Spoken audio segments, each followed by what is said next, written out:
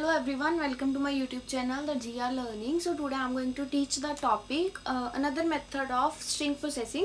So हमने पहले discuss करा था एक मेथड स्ट्रिंग प्रोसेसिंग का, जिसमें हमें स्ट्रिंग गिवन होते थे और हम डेल्टा करके जौन से स्टेट में हम होते थे देन स्ट्रिंग लेते थे according to the first alphabet हम क्या करते थे उसको मूव करवा देते थे। जैसे अगर ए के ऊपर 1 है तो उस ए के ऊपर अगर 1 की मूव है तो वो किधर मूव कर रही है, तो वो हमने ये चीज़ हमने डिस्कस कर ली थी। अब सेकंड मेथड, पहली बात तो ये हमने किस केस में यूज़ करना है, तो देखो अब ए के ऊपर अगर 0 आ रहा है तो उसके पास दो पाथ हैं मूव करने के। वन इज ए के ऊपर मूव कर जाए, अनदर वन इज बी के ऊपर मूव कर जाए। जब हमारा ऐसा ऑटोमेटा आ जाए जिसमें एक स्टेट के पास 2 पाथ हों मूव करने के लिए, तो उस केस में हमने जो मैं अभी सिखाने लगी हूँ स्ट्रिंग प्रोसेसिंग वो वाला वे यूज़ करना है। बट अगर स्ट्रिंग प्रोसेसिंग आ जाए जिसमें ऐसा कोई भी पाथ नहीं बन रहा, जिसमें एक स्टेट जो है वो 2 पाथ की तरफ मूव कर रही है, तो हमने नॉर्मल स्ट्रिंग प्रोसेसिंग ही करनी है जो हम पहले डिस्कस कर चुके हैं।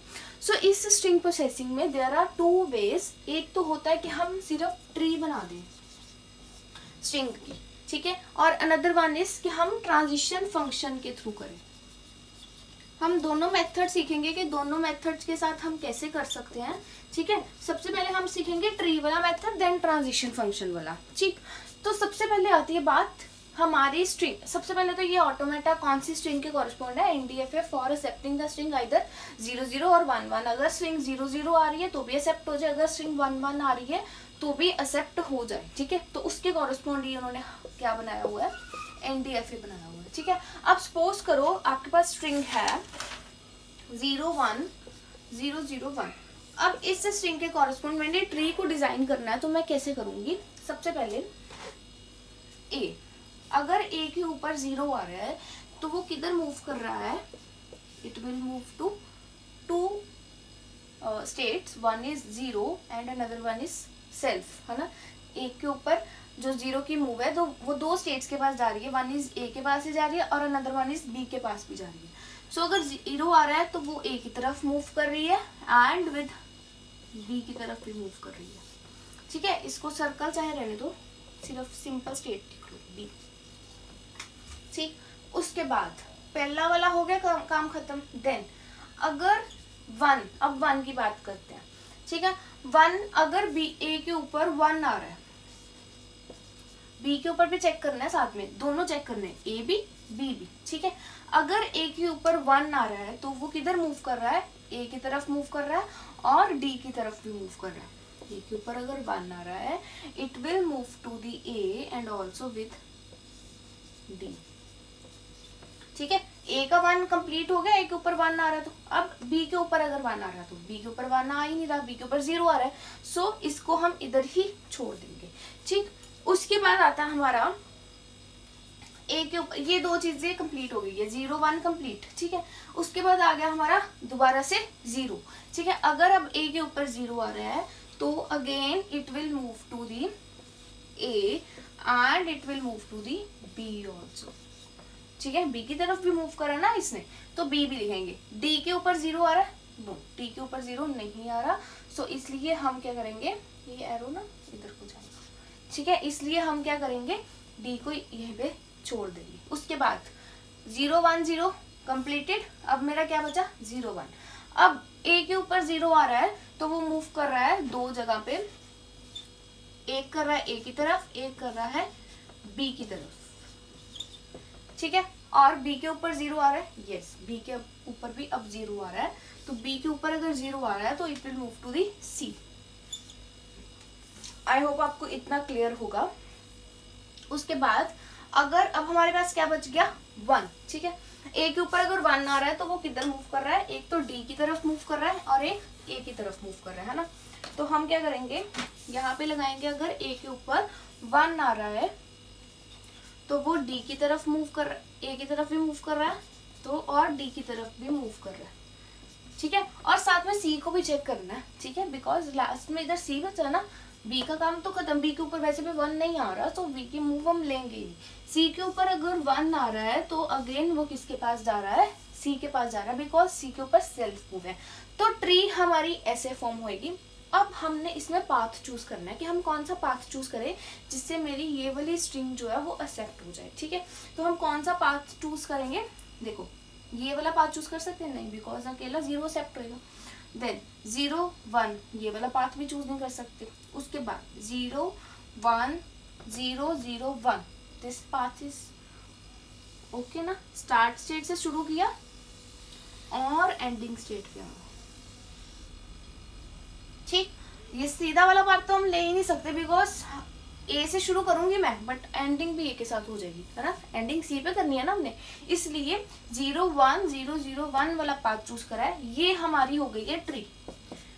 Tree correspond to this एनडीएफए।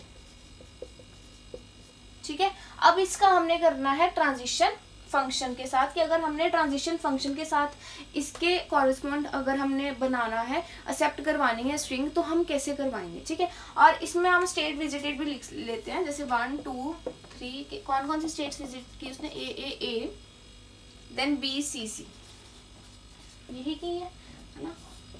तो ए बी सी सी स्टेट्स पे उसने विजिटेड किया है, इसलिए हमने ये लिख दिया स्टेट विजिटेड। ठीक है, ये आप नोट डाउन कर लो ट्री, उसके बाद हम ट्रांजिशन फंक्शन डिस्कस करते हैं। ओके, सो हमने अब ट्रांजिशन फंक्शन के साथ कैसे करना है, सबसे पहले तो हमने लिख लेना हमारी स्टार्ट स्टेट और साथ में जो से स्ट्रिंग को हमने प्रोसेस करना है। साथ में अब हम क्या करेंगे, यहाँ पे एक डेल्टा बाहर लिखेंगे, एक डेल्टा अंदर लिखेंगे। देन हम लिखेंगे ए के ऊपर अगर 0 आ रहा है, अब ये वाला 0 प्रोसेस हो गया, यहाँ पे लिख दिया। देन लास्ट में मतलब कोमा डाल के क्या आ जाएगा, 1 0 0 1। ठीक है, और ये वाली ब्रैकेट भी बंद हो जाएगी, बंद हो गई ये वाली ब्रैकेट। ठीक है, ये वाली, और ये इसकी ब्रैकेट बंद हो गई। ठीक है, अब हमने क्या करना है, अगर ए के ऊपर 0 आ रहा है तो उसके पास 2 पाथ हैं, एक बी की तरफ और एक ए की तरफ, इसलिए इसको हम कैसे लिखेंगे, डेल्टा अंदर वाला। ठीक है, बाहर वाला डेल्टा लिखेंगे, अंदर वाला तो रिजोल्व हो गया ना। डेल्टा ए के ऊपर अगर 0 आ रहा है तो वो 2 लोकेशंस पे जा रहा है, ए कोमा बी।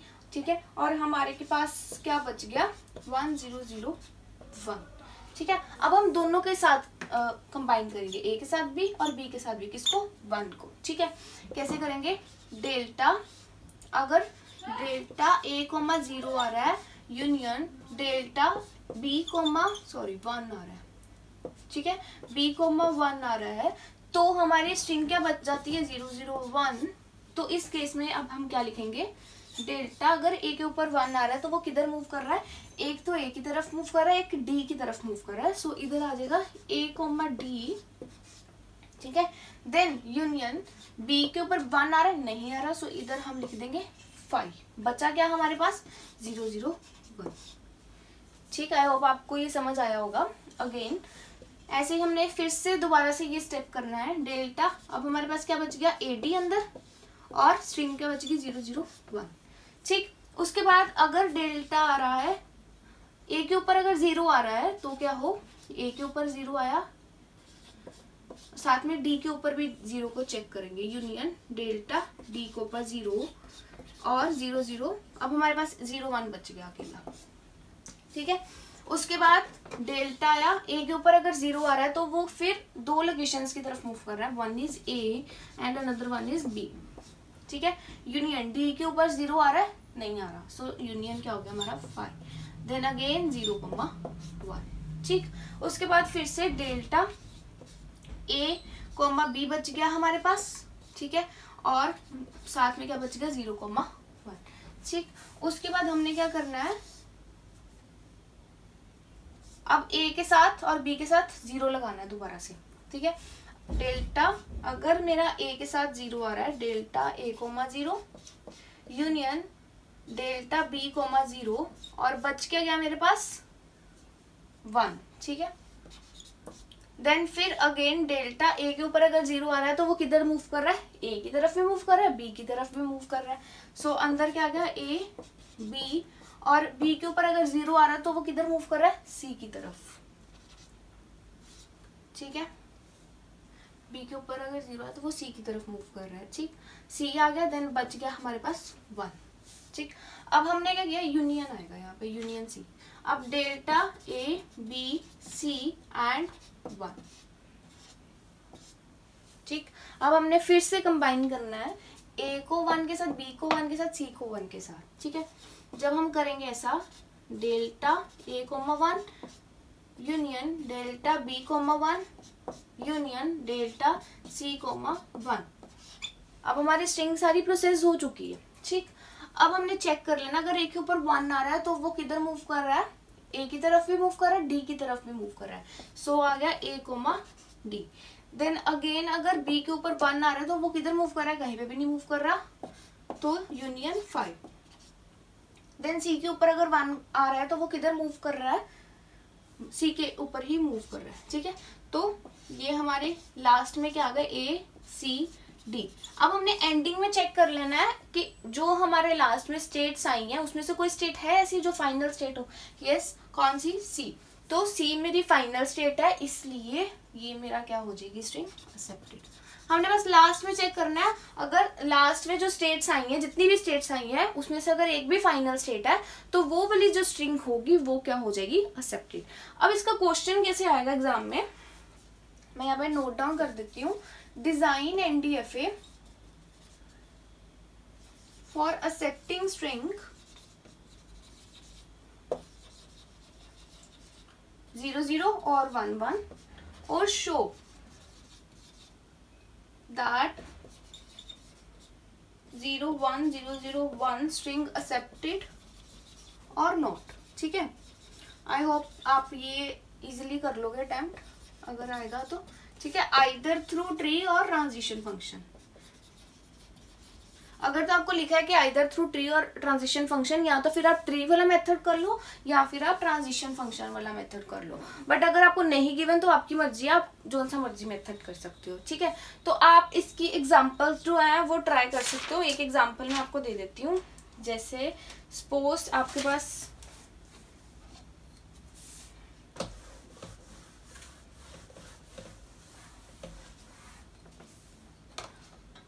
ऐसा एनडीएफए है, मैं ड्रॉ ही कर देती हूँ। 0,1 आ रहा है, स्टार्टिंग पे 1 आ रहा है तो वो बी के पास जा रहा है, ठीक है। ये एंडिंग विद 1 वाला एनडीएफए है, ठीक है। और इसमें मैंने स्ट्रिंग को प्रोसेस करना है 101। इट्स योर चॉइस, ट्री के साथ करना है ट्री के साथ कर सकते हो, और अगर आपने ट्रांजिशन फंक्शन के साथ करना है तो उसके साथ भी इसको प्रोसेस कर सकते हो, ठीक है। अब आपने बस ये ध्यान में रखना है कि कब हमने ये वाला मेथड यूज करना है, कब हमने वो पुराने वाला मेथड यूज करना है, बेस्ड ऑन दी ऑटोमेटा, ठीक। तो यही स्ट्रिंग प्रोसेसिंग के क्वेश्चंस हैं, ठीक है। उसके आगे even number of A and even number of B वाले क्वेश्चंस रह जाएंगे डिस्कस करने वाले, और इसमें कुछ एनडीएफए की एग्जांपल्स भी हैं, वो आप इजीली सॉल्व कर सकते हो, ठीक है। तो वो इवन नंबर ऑफ ए और इवन नंबर ऑफ बी मैं नेक्स्ट वीडियो में डिस्कस करूंगी। आज के लिए इतना ही। Thanks for watching my video. अगर आपको अच्छी लगी है तो लाइक करें, शेयर करें, सब्सक्राइब करें।